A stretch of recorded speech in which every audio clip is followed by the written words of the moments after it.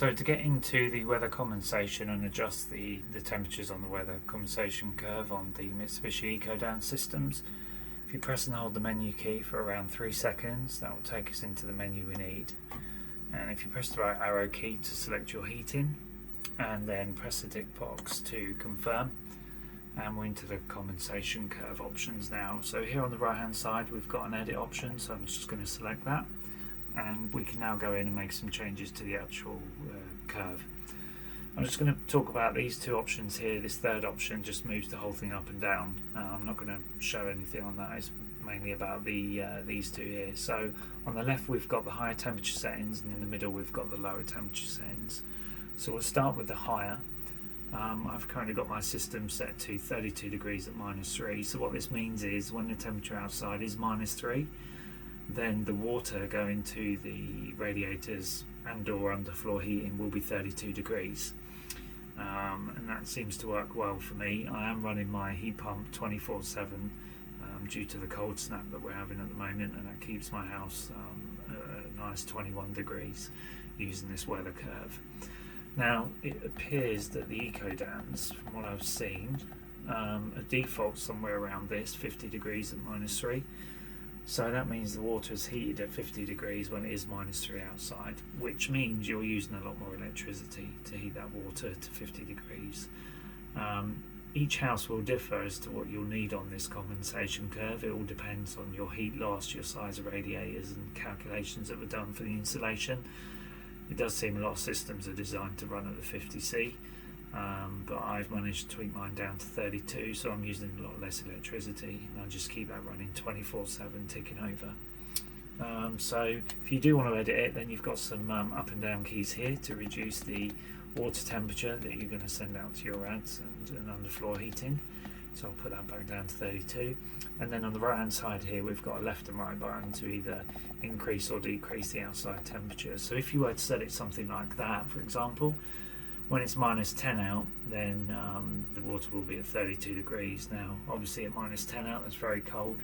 The 32 degree temperature water going to your radiators underfloor heating probably isn't going to be enough to give you a nice temperature indoors, hence why I've got mine at -3.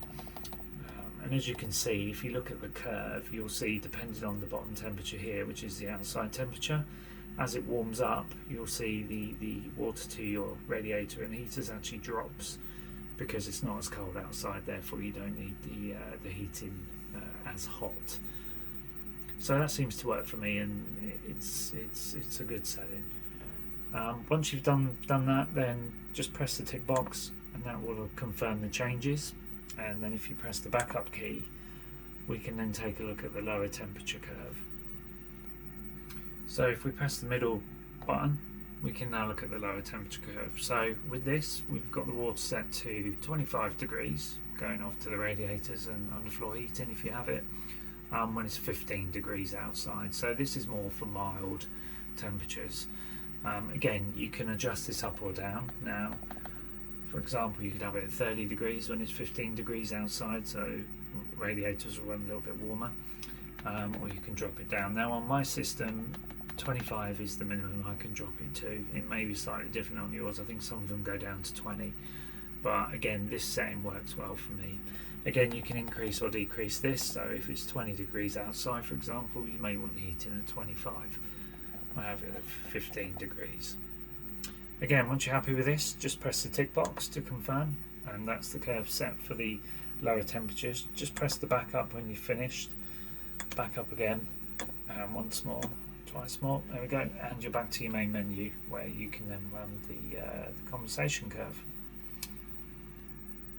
If you don't see this on the display and this little icon here, then it means you're not running compensation curve, and you will need to change that. So if you've got something different here, what you want to do is just go back into the menu and select your heating again. Press the tick box, and here we can toggle between the three options.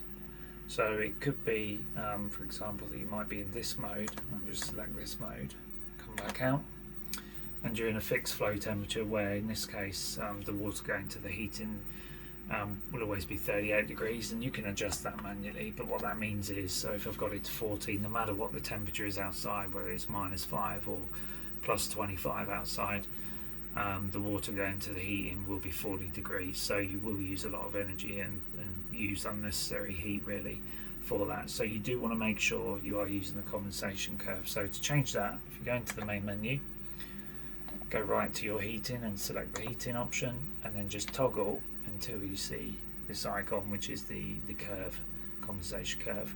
Press the backup key again, and you're now back. We've got the little condensation curve there icon, and you'll be running in the right mode. Okay, hope this helps.